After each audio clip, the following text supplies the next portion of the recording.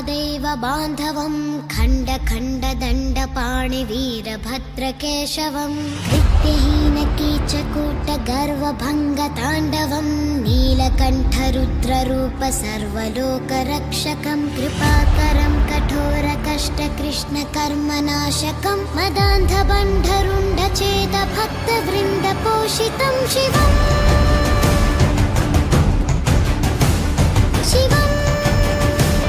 ಯಾಕಮ್ಮ ದಿನಾ ಈ ಶ್ಲೋಕ ಹೇಳ್ತೀಯಾ? ಈ ಶ್ಲೋಕ ಹೇಳಿದ್ರೆ ನೀನ್ ಯಾವುದೇ ಕಷ್ಟದಲ್ಲಿದ್ರು ದೇವ್ರು ಯಾವುದೋ ಒಂದು ರೂಪದಲ್ಲಿ ಬಂದು ನಿನ್ನನ್ನ ಕಾಪಾಡ್ತಾನೆ.